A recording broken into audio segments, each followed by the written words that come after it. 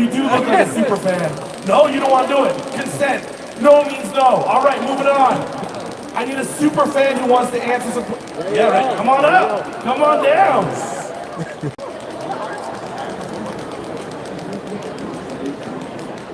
All right, come on down. All right, what's your name? Andrew? Oh, round of applause for Andrew over here. Andrew, where are you coming in from today? Etobicoke. Etobicoke! Oh man, you made the hour-and-a-half drive all the way here? I just took the train. No man, there's only one exit in and out of downtown.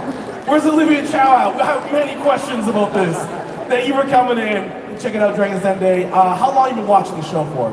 Probably every year, I'd say. Every year? Yeah, for the most part, yeah. For the most part, every year. Okay, so you're a fan. I got a swag bag here, some incredible prizes.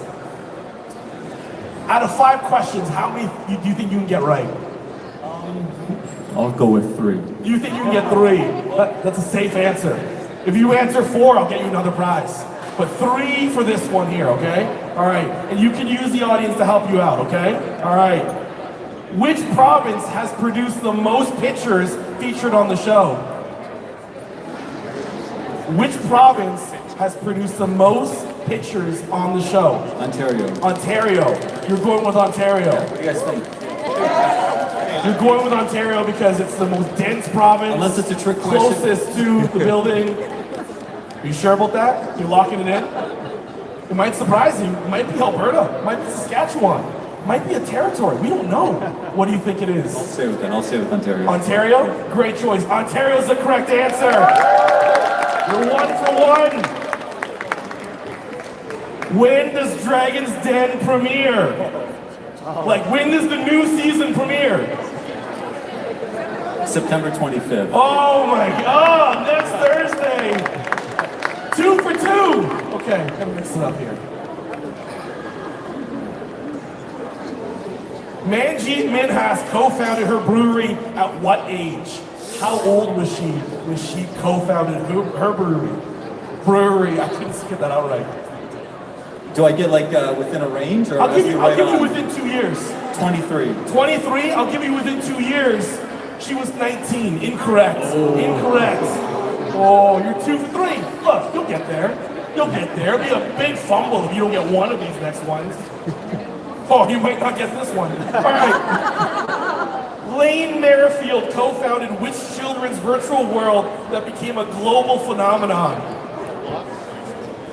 Oh, I'll be so impressed when you get this one. Well, you can go to the audience if you feel like you're going to get some help here. Pardon? Club Penguin. Whoa! You said that with such conviction. Ask you a friend. Straight up. Are you sure about that?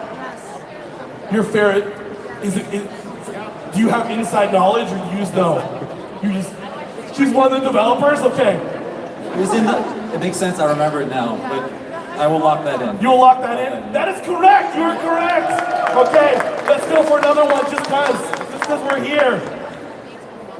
Which dragon is known for their love of real estate and restaurants? That's vague, that could be any dragon. Okay, I'm gonna go to another one. That could be any of them. Real estate and restaurants, that describes all the dragons. Okay, which dragon once starred in a TV show called The Big Decision, helping struggling Canadian businesses? They starred in a TV show called The Big Decision, helping struggling Canadian businesses. Arlene? You sure about that? No, I'll go with it. You're gonna go with it?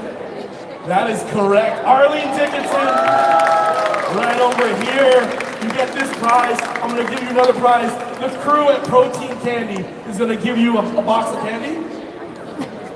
You have a hoodie on. I assume you work with them, right? Yeah. They're gonna give you a box of candy. I really set myself up because I didn't have another prize, so I'm really glad you were staying there with a hoodie. Round of applause for Andrew right there. Very nice.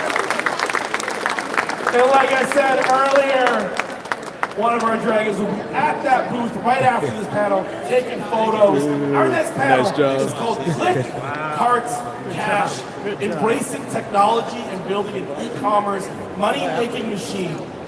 Our dragon is an entrepreneur, investor, e-commerce mogul one of the sharpest minds in the den, and now a proud mom. With us since season 10, when she was the youngest dragon ever. Please welcome to stage, Michelle Romano.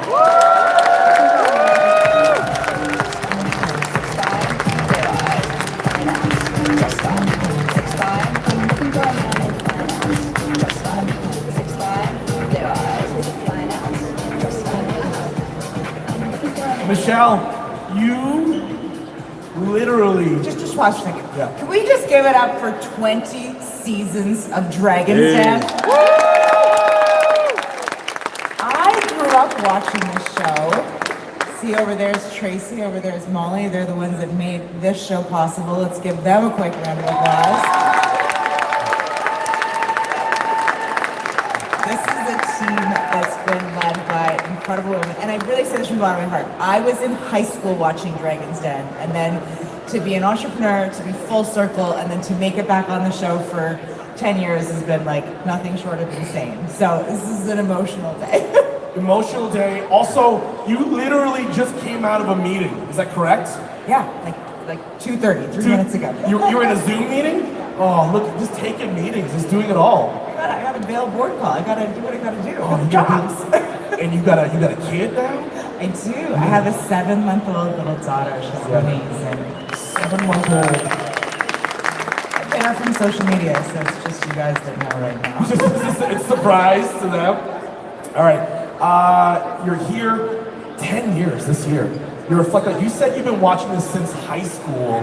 What was it like to get the call to be like, hey, would you be interested in joining Dragon's Den? Oh, I thought they made a mistake. Like they called the wrong person. And I was like, well, never let a good mistake go to waste. I'll show up to the audition. I think I can still remember it was like the second time in the world I got my hair done. And I wore like this outfit that they would never allow me to wear on the show. It was like very conservative. And I remember I auditioned. It was really hard because how they do auditions for us dragons is they put 5 of us on a panel and then they mock up a show. So they literally bring on a picture for us to see. And because everyone wants the job, everyone talks over everyone else. So I think I was the only woman. There was like 5 guys there. There was an ex-hockey player that was really famous.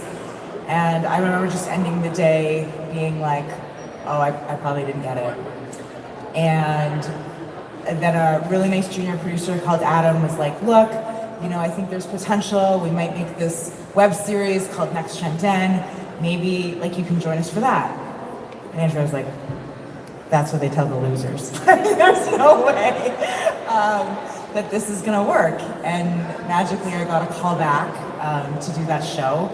I think, you know, you try and learn really fast when you see yourself and you see your tapes and you understand what makes good TV. And then the rest is history, and I give it to the producers for believing in me a long time ago. Oh, that's so sweet. That's surprising. So even the dragons had to audition to be in the den. Oh yeah. And so it wasn't you with current dragons. It was like 5 randos. It was 5 randos. So 5 you're like there Googling who these other people are, figuring out their thing, and then like they're all like trying to get their like television moment in. So they'll just like cut you off mid-sentence and you're like, oh no, I'm not ready for this. I didn't have my elbows up. So I'm so interested in this because this is the behind the scenes. As a fan of the show, to peel back the layers of this here, did any of those 4 others ever make it on the show? Oh, Molly, you gotta find my audition tapes. Oh, Molly, can we get audition? Is that a thing? You gotta find Can we them. get audition tapes? Cue them up. Oh. I don't think so. I don't think there was anyone from my audition set that got on. You're the best of the best. No. You make yourself the best of the best, like every entrepreneur. You do not start off the best. You have to do continuous, everyday improvement to become really good. So speaking of continuous everyday improvement, I'm reading here that your first business was a waste-free tea shop on Queen's University campus. Tell us about that. You believe it's still there? It's still there. 18 years later, it's called the Tea Room. It was my first little business. I know we have genuine tea here. I obviously love the tea business. And it was like a meditation. Well, you know, you started that business all those years ago. How was that your first business? Oh, I mean, I was like a bleeding heart environmentalist. I grew up in Calgary. I had a parent in the oil and gas industry. I was like, let's see if we can take a simple business like coffee and make it totally sustainable, mostly to prove them wrong. And it turned out to be a great business. It's still on campus 17 years later. And this is probably the most important thing. It made me learn that when you start a business, it doesn't really matter what you start at the beginning. You actually learn the same skills that you use again to like scale and grow. And so, employing, X amount of employees at a coffee shop, there was actually a lot of similarities to, when I hired 600 people at Clearco. So I think that's really, you just have to start. I think too many entrepreneurs fail to actually get going versus anything else. Too many entrepreneurs fail to get going. You got going. But now, anytime there's tech in the den, all the heads turn to you. What do you think about it? How did you go from this waste-free coffee shop to being the master of technology in this space? So, actually, I'm just going to get everyone to quiet down a little bit. Just like take the volume down a little bit. Yeah. Perfect. Okay, so the story into technology is really interesting because it is never a natural one. Remember, I had built a tea room and then I had built a caviar company. We're now in the worst recession in 30 years. Absolutely no one wants to buy the most unnecessary luxury product in the world, which is caviar. And we're sitting there looking at what's happening. And the recession got so bad in 2008 that I ended up going to a really big retailer at the time, which was Sears, when they were still around. I was their director of strategy. This was my last corporate job. Yeah. And at the time, e-commerce sales were 3% of all retail sales. So thought about this in another way. When you looked at Sears, 300 stores, one of 300 would effectively represent their e-commerce sales. And I mean, it's crazy. I was interviewed to join the board of Hudson's Bay in 2019, and the directors were still saying e-commerce is never going to be an important part of this business. And so when we started in e-commerce, first of all, it was very difficult. There was no Shopify. It took you 3 months to get a payment processor. So just the ability to accept credit cards. Now you can accept payments with Stripe in an hour. And it was new and small. And we just started figuring it out from there. And so it always feels like that when you're at the very beginning of an industry, right? And it doesn't matter, what space you're in, right? Whether you're in today it's if you're a CPG product that's adding protein to something, if you're these things all feel early until then they are massive. And so, we got started in tech when no one really thought it was that exciting, when it was super complicated to build an e-commerce website.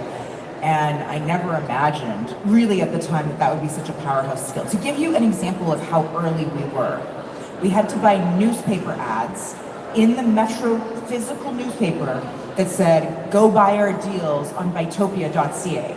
And then we had a number of people would call and be like, I've never bought anything on the internet before. And we had to tell people how to download Google Chrome. And so when you're early, everything, you're laughing, but when you're early, everything is early. And then, now that e-commerce sales are, depending on how you count, 30 to 40% of retail sales, it's well, you got this master skill set. But, everyone thought we were crazy in the beginning. It's wild because I went to a store recently to pick up an item, and it said they had it in stock. And I got there, and they're oh, it's not in stock. You just order it online. And I just looked at them I came here. I'm trying to avoid I know I can order it online. I'm trying to help you keep a job in a retail store. Right? I have heard of the internet. I'm aware of the internet. It's in my butt pocket right now, okay? What do you say to someone, and I'm sure you get this a lot, when they're technology averse, when they're just scared of making that jump? How do you explain those new technologies or leaps? How do you get them on board with it? Oh, you can't break the internet, and you have to just try things. When people are so scared, run an ad, run $100 of ads, run $1,000 of ads, and see what happens. You'll learn something from that. You'll learn something about what your customer is interested in, what captures their attention. And look, if you're gonna be an entrepreneur, I just generally don't like this attitude of I'm not good at anything. I am a jack of all trades and a bit of a master of none, which I think is important because if you don't understand, if you're like, oh, I'm never going to understand accounting, you're never going to understand your business. You're never going to understand if you're making money or not. And that is like very, very key. It's not, you can't outsource whether your ads are performing. You can't outsource whether you're making money or not. If you don't understand those things to your core, the people you will hire will largely take advantage of you not knowing that. And so you just have to go in always with the curiosity. And I mean, now there's like ChatGPT, there's all of these tools, you can Google anything. But having that mindset of I'm just gonna learn it, I'm gonna understand it myself.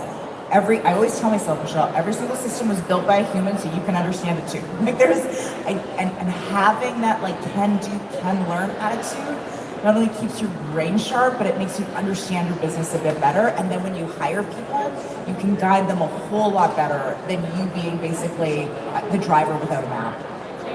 It feels like when technology innovates, you're like on the cutting edge. When was the last time something innovated that you're like, whoa, this is a big deal, this is very cool? Or has that happened in the last little while? Oh yeah, I mean, look, we had early access at Clear Code to ChatGPT in 2020. So we were playing with large language models basically 2 or 3 years before they came out. And they're very glitchy, right? And you kind of are like, oh, is this gonna work? This is hallucinating, this is not doing what I think. Now, how good that has gotten in 2 years is like extraordinary. Like I literally just met with someone that's building their own business and I'm like, how many times a day are you using ChatGPT to ask me questions? And they're like, once. And I was like, why don't you try 20?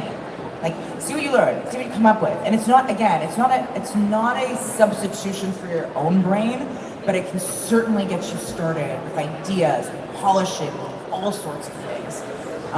What else is taking me by surprise? Like, the number of businesses built today on TikTok Shop is insane. The decline of Google and Facebook and how expensive and difficult those platforms have become to acquire customers and how quickly people have gone to TikTok to do that. I mean, I've seen brands build businesses that are 40 million a month in 18 months on TikTok. That's been a really surprising piece of technology that's in the tech space that really has to be understood. I don't know, those are the big ones for now. Those are really business answers, because my answer would have been one time 3 Uber Eats orders to arrive at my house at the same time. So I thought that was a pretty cool moment in technology. We live in very different worlds. What's your trick?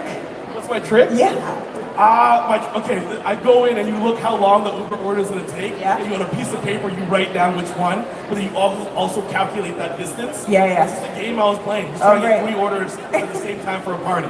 Look, if you have questions about it, I can answer it to you later. You'll probably want to talk to Michelle afterwards. You curated this panel, Click, Cart, Cash. Tell me about this panel and why these 3 panelists are coming on board to chat today. So we have amazing founders here today. One of my portfolio companies, Willful, that's in a generally harder to market space that has done a really good job explaining why end-of-life planning is important, which is something that no one wakes up in the morning being like, oh, I should do this with any. It's really not like Uber Eats. It's not like you're hungry, I have to solve the need right now. It's like something I have to convince something of. Soulkissed, an amazing sunglasses brand that's done really well with organic social, so she can tell us a lot about that. And then we have Santa Via, which was a family business that's really been taken to the next level. It was one of the few products I had in my home before they came on Dragon's Den. So it was, I looked at it and I was like, wait a second, I have that thing, and I did research, and that was the best one. You already got it. So I'm excited to bring out our 3 panelists. All right, so let's welcome them up. Coming up first, he's this entrepreneur co-founded Willful, a platform that helps simplify wills and estate plans. Please welcome season 16 alumni, Kevin Olds.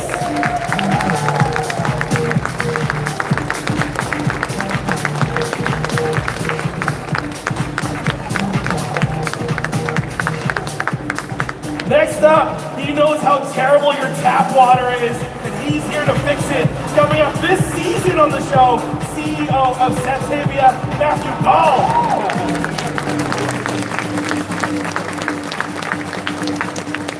And finally, from season 18, we have a founder that's created the first size inclusive eyewear brand. Give it up for Megan Victoria.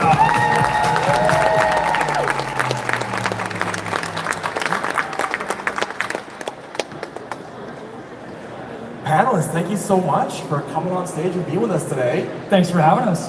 You got booths as well, right? You got booths here as well? We do have booths. Yeah. We have a dragon, actually. If anyone wants to see a smaller version of the dragon that's outside, go check out Santa Via. And so I have some questions for you. You curate this here. It's exciting. We're talking about technology, adding to cart, that addictive feeling here. Kevin, tell us about your business. Well, the good thing about our business is everyone needs one. But the gist of Wolf was we do online estate planning, but we made it in a way that's more approachable, more affordable, and you can do it in 20 minutes from your own living room couch. And when you came on to the Den, tell us the process of applying to get on the show. How long did you have to come up with the pitch? And then tell us about what happened afterwards. So that's a great question. Also a long-time viewer. And I think maybe a month or 2 months into when we launched our business in 2017, people said, oh, you have to go on Dragon's Den. And again, being a lifetime viewer, you know you don't go on that show unless you know your numbers, you have a good business, and you can defend your valuation. So we waited a long time, and we always knew we'd love to pitch. And when we did, it was, we made the decision, auditions were open, we applied, and we got a call back, and the rest is history. But it was a lot of fun leading up to it, but it was very interesting to do it during COVID because that was probably a whole other production for the crew to deal with, but they did an amazing job. So in the previous panel, they were talking about being in there for 45 minutes, hour and a half. Was it the same for you? Yeah, I think we timed it exactly, it was 48 minutes. And for everyone watching, you know that each segment is 7 minutes long. So there's a lot that they edit down and put together. But it was 48 minutes, and it was after... 48 minutes of pure joy, right? Funny you used to say, it was because my wife and I, my co-founder, and she's our CEO, we practiced every day for 2 months. She was pregnant at the time. We'd go for walks, and she just, we had every single thing. We had mock panels where they peppered us, and we were more nervous thinking about it after, talking to some journalists or certain pitches. We were prepared, and it was exciting for us to be on the show. It's obviously a great pitch. Spoken as like a true fan, right? Like a fan of the show, because I think for you, it was exciting to be part of it, to be a part of it. It feels like that reality TV is happening to you. You're part of this now. What has happened to your company since? I mean, being on the show is obviously a huge boost for us. People love Dragon's Den, and a lot of Canadians watch it. And we had a flood of consumers who came to our website or talked to our customer service representatives to say, hey, we saw them on the show, we thought about estate planning. But yeah, we've definitely seen a boom in customers and revenue. But it's the kind of boost you can't get from being just on a commercial. Being on that show is special, and just Canadians resonate with it, and they want to support Canadians, so it was very, very helpful for us to get people in the door. And Michelle, you invested in this company, is that correct? What jumped out at you when you saw this? Why for you? Because I think it's something we don't really talk about. We don't talk about it. Young people don't have one. Yeah. So for you, what was the thing that you're like, oh, this is something I can invest in? It was the strength of the team and the preparedness of the pitch. Like, on a challenging product, they had figured out how to capture audience attention, how to actually get a lot of organic buzz around the company, and you and Aaron were so well prepared. Knew every number, knew exactly how you were going to expand the business, knew how you were going to take this from a one-product company to a multi-product company. It was really impressive, and I couldn't agree with you more. Dragon's Den is a special type of moment because for those of you that are thinking that you might bring your company on, it's a very rare occasion where people will watch a 7-minute ad about your product. Getting people to watch a 15-second Instagram story is work. So when you have 7 whole minutes to like explain your story and everything, that's one of the reasons that I think makes this show very, very special from the pitcher's perspective. Absolutely. Thank you. Thank you so much. Round of applause for Kevin right here, for Willful. Next up, Matthew. You're upcoming this season. We haven't aired yet. You haven't aired I yet. can't say what happened. Can't say what But happened. Michelle does have our product in her house. Yeah. I do. I've seen it. I've seen the pitch, and one thing I loved about it, and this isn't a spoiler, but you come out and you say, I've been watching this my whole life. You were ready for this moment. Tell me about the experience of you walking into the den. Oh my gosh, I mean, like, we've all seen the doors open to Dragon's Den and like how apprehensive and scared you would be. So I don't know if anybody knows this, and like maybe it's a little bit of a spoiler from behind the scenes, but they have you walk out, say nothing to the dragons, and then leave the den because they want 2 takes. That is brutal. I forgot about that. I mean, I had never seen these. I've seen them on TV, as you were saying. Like, I literally grew up watching Dragon's Den, and this has always been, a dream of mine. And then to have to say nothing, that was super scary. But then the pitch was awesome. We got to explain our business. I had a ton of fun, and I think this kind of like the CBC and Dragon's Den generally is just, they're awesome partners for entrepreneurs, and I just absolutely love that. You guys are championing entrepreneurship just generally, because it's a tough battle, and it's a long march. It's definitely not a sprint. So yeah, happy to be here. It's wild as a consumer side to walk through this hallway, but to look at the products we use in our everyday and then realize how many of those came through this building and this show. How many products we use in our everyday, whether they were funded, invested, or not. Both sides of it, right? And it's wild that it's changed the fabric of our country. For the audience here, they haven't seen it. Tell us about your product. Tell us what you do, and tell us the product that Michelle has in her home. Sure, yeah. So Santa Via, we're a consumer water filtration company. And so what we do is we filter contaminants from the water, but unlike any other water filter, we're actually adding back minerals. So we add calcium, magnesium, potassium to your water, which makes the water taste really good and also better for you. These minerals are also known as electrolytes. And we all know what an electrolyte is, and that it's tasty. So our big thing is let's help you drink more water. And water is actually something so foundational to your health. So just drinking water is awesome. And one more thing on Santa Via. So I actually, when I was pregnant, I did all this research on water, because you go down every single rabbit hole when you're trying to be the healthiest version of yourself, about how reverse osmosis is not actually the best thing because you're killing all the natural minerals. I did all this research, actually found this product. I was like, this is the best one, bought that, drank all the water when I was pregnant. And then I was like, wow, this is the founder. This is a cool story. I love that, yeah. So Michelle has our glass water system, which is super cool. It's our first product made of glass, so we're really proud of that. There is another product though that you might have, I have, for kids in the bathtub. Yeah, so it's funny because we actually own each other's products. I am a Willful customer, and I bought Willful when I saw you on the Den, so I'm stoked about that. And then you have our bath filter. So I have a young child, 2 months old, 7 months old now, 2 and 4. So we use the bath filter, which is a way to filter chlorine out of bath water for kids. So yeah, it's a great product. And we would all be customers of Megan's eyewear company. In the bath. In the bath. Yeah. The coolest way to take a bath, right? 100%. We've definitely done photo shoots in baths. Matthew, I gotta ask, so when we learned more about your product, it was a previous product before that you had taken over, you had acquired and amplified to the next level. Tell us about taking something and taking it from like the mono to the digital age. What was that like? Sure, yeah. Mono. I like that. Yeah. So we're Santa Via's a family-based business. My family started this way back in 2008, and then my business partner Michael, who's man in the booth back there, give us a wave, Michael.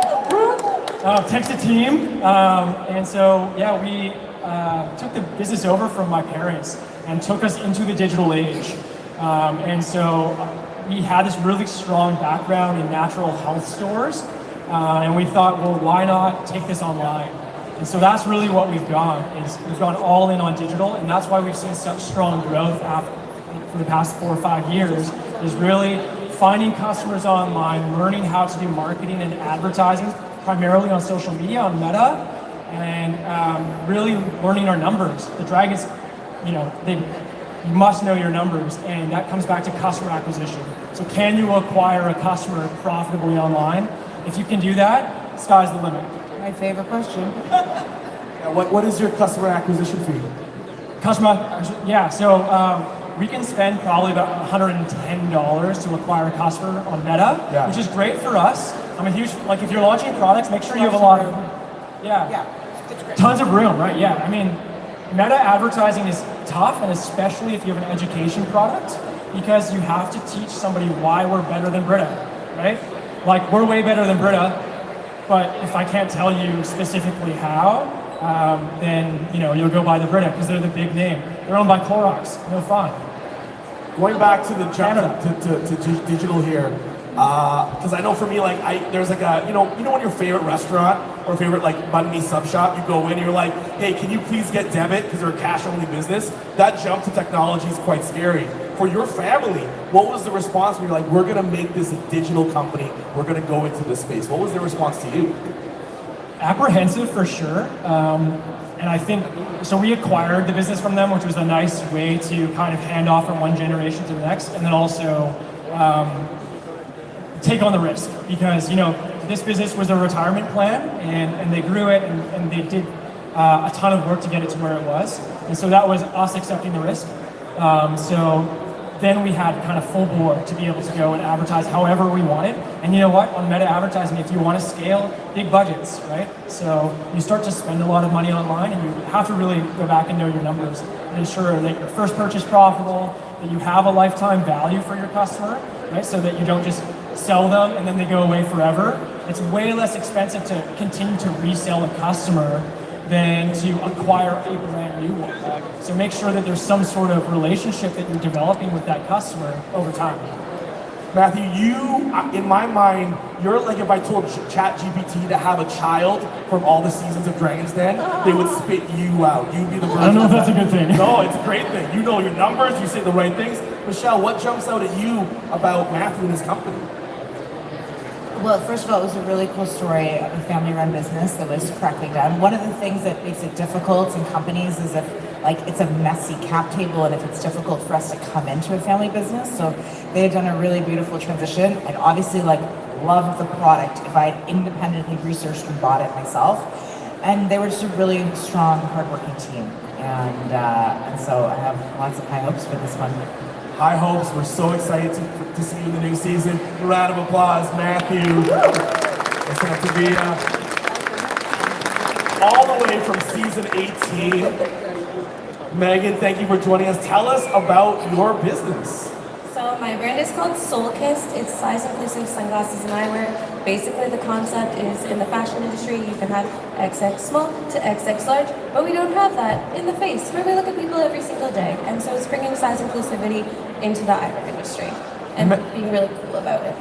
Megan, I gotta ask, when are we getting some men's frames? Because I have the wide face.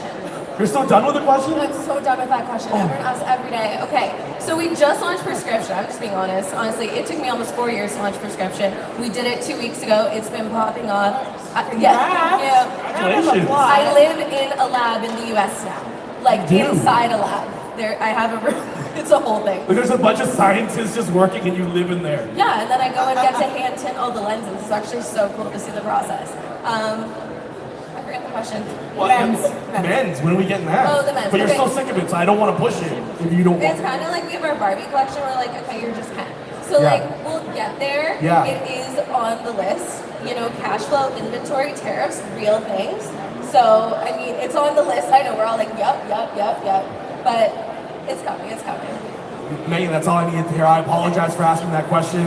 I will continue to have a protected We this have space. some gender neutral styles for sure. Yeah. For sure. But I got a wide head. I struggle with sunglasses and hats. We'll so connect. when I I saw love this the company, I hats. was like, this is great.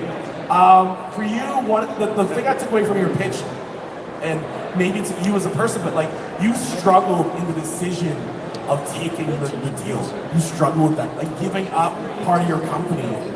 All these years later, is that something you've learned to deal with differently, or are you still someone who likes to have their control? But with you saying you sleep in a lab, I feel like maybe you're still the same. Of like you love to have. Not on the question sheet. God damn. Oh no, Okay, let me see. That's a great question. Well, I'm totally controlling. I am so honest about that. My company is my baby. It's my heart, my soul. I eat, sleep, breathe, bleed this company, and I can't even explain the amount of hours and stress it causes me in the best way. But it's like we said, it's last minute standing, and it's absolutely a marathon. So I am incredibly protective of it, and like even right now, we're actually looking at going into an investment, which I have basically said I want to bootstrap to 7 figures on my own, and I did. And now I'm like, okay, now I have the option to. You get a round of applause on that?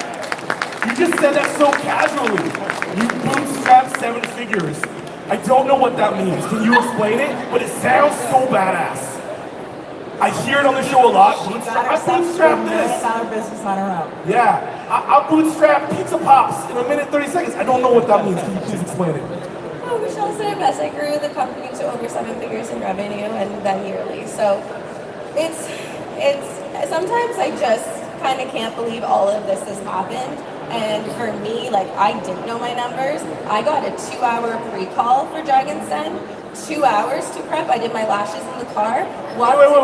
No, you don't even know. You only got 2 hours to prep? Yeah, she was a stand-in picture, which means I literally, they're putting a mic on me and I said, can I just do my gloss? Yeah, no, this is 100% a true story, and she crushed it. So you have pictures that are like set to go, and then you have stand-ins? Well, sometimes some pictures go a bit faster, so we have an extra hour at the end of the day. So they'll call someone local in Toronto that they've scouted, and they'll be like, can you get to the studio in 2 hours? So 8 in the morning, I got the call, 10 o'clock, I would pitch. Wow. I was going on a hike that day, so my plans changed very quick. You were going on a hike, and instead you walked out of the den with a deal. That's when at the end you go, I need tequila, and they kept that in, which I kind of love. But I was literally like, I am like. So had you previously auditioned to be on the show? I got reached out to audition in, I think it was like March. I was like, I'm not doing the same thing. My numbers aren't where I want them to be, blah, blah, blah. Just so happened we just went viral on TikTok, and I like had such a great month. So I had a really traumatic week and was last minute like, screw it, I'm just gonna send in the audition. I filled out the form, I told them I was sending it in, and they're like, great, can you come audition tomorrow? And then I was like, sure, tears, done, let's go. As a fan of the show, this is incredible to know that there's backup pictures. It's a reality TV show. It is full reality. Full reality. You have 2 hours to do this. I have so many questions coming out. I don't even know where to start. But like in the moment, how confident did you feel, or were you just like, I'm gonna be who I am. I'm gonna give my all, and if they you know what? I've totally grown this company being who I am. I will walk in the room. I think I even walked in and I was like, I don't know what acronym you gave me. Can I go check Urban Dictionary in business? Like, I've said that so many times. Like, I don't know all the acronyms. I know I have a great story. I know I have a really great product that I put my heart, soul into. And I am a badass entrepreneur. And those 3 together have taken me so far. And I will walk into any room and be like, I don't know what you're talking about. Can we back it up? And ChatGPT, wonderful for business, 100%. You're the type of person that if I was walking to my car and you also walked to my car and was like, that's my car, I'd be like, yep, that's your car, and I would give you my keys. That's how confident you are right now. I gotta ask you something you said earlier about going viral on TikTok. It feels like a lot of companies, when they come in with their statistics, they say, oh, we put no money into marketing, we go viral. But what happens in those down moments where you're not going viral, content isn't hitting, specifically for you?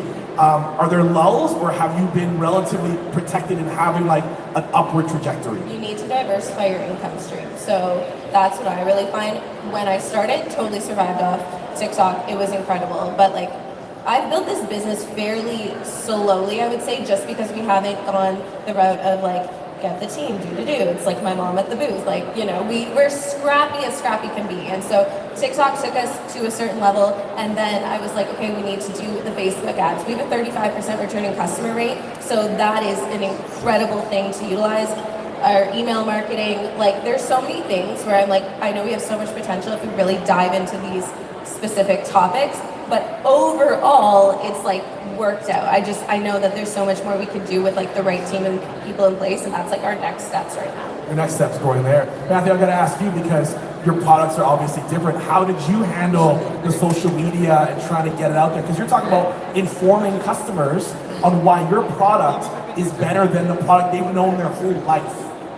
Yeah, definitely. I think content is king, so you really have to produce a lot of content, but you have to know your customer, right? Because you don't just want to create kind of a shotgun approach to creating content. You need to know your persona. So who is it that would buy your product? And get niche-y, you know, like there's like the new mom who might want Santa Via because they're worried about the type of water that their kids are drinking, but there's also, you know, the fit dad or, you know, fitness influencer who just wants to kind of optimize their health. So really know who your persona is and then make a lot of content specifically to that person. Facebook and just generally advertising right now is so good at pairing content with the right people who are going to see that content. So do that and then work on scale. You know, film a video twice a day.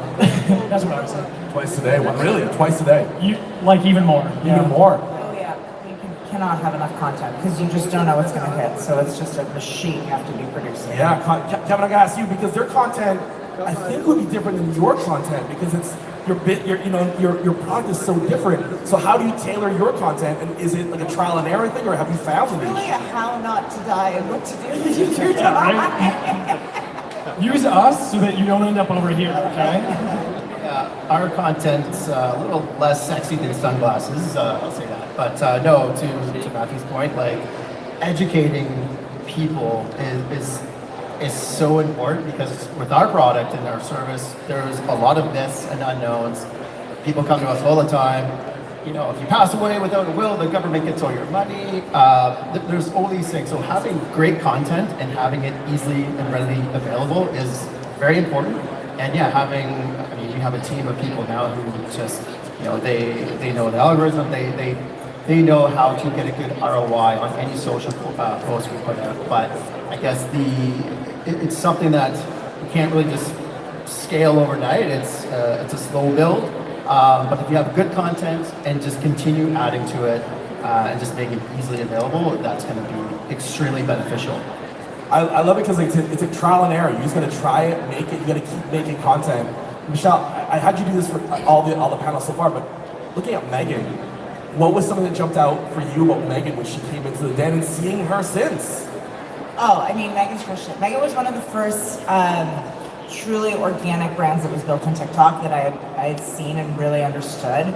And I think she said it exactly right. It's something you have to like get right to understand that you have a customer base there, but it won't grow you forever, and it certainly won't be stable. It's probably like the least stable channel that you can use. And she's found a very specific niche, and she's continued to innovate.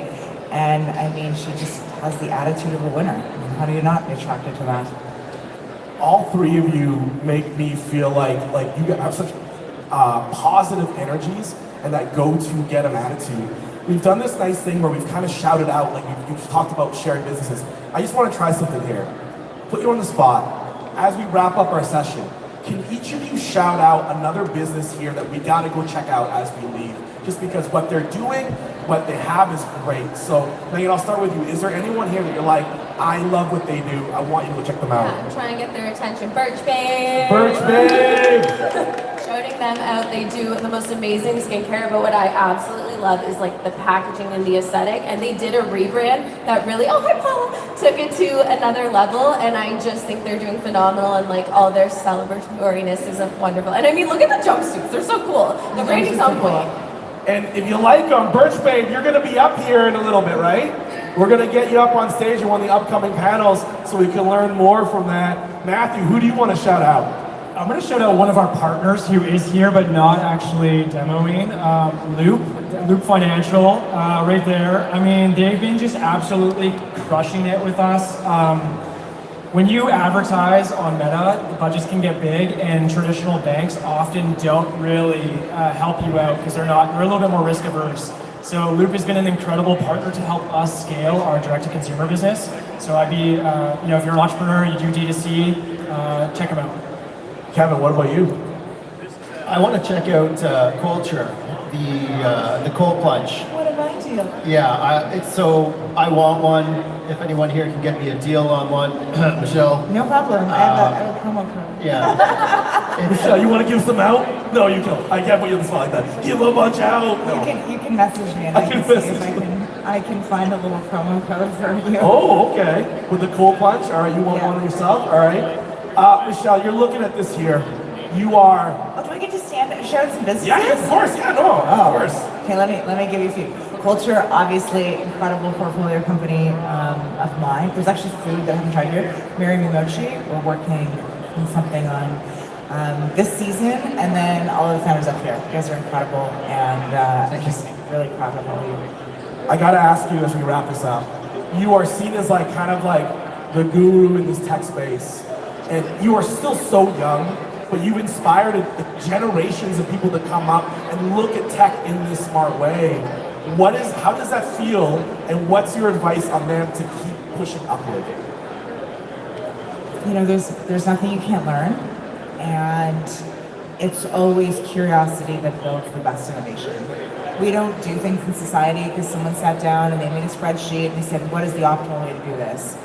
Things generally occur because of a random series of events that are partially political, technological, all sorts of circumstances that come together. And so your job as an innovator is to always step back and be like, if we were to just make this better, what would that look like? And everyone's going to doubt you at the beginning. You're going to say, why would you ever do things this way? And then there will be a point 10 years in where they can't even imagine doing it the old way. So keep fighting the good fight. I love seeing founders win, and I'm here to support them. Amazing. Round of applause. Michelle Romano, Kevin Olds, Matthew Dahl, and Megan Victoria. They'll be here chatting it out. But right now, Michelle, we're sending you over there. She's doing a meet and greet with photos. Head on over and line up. We'll see you back here in a bit with another.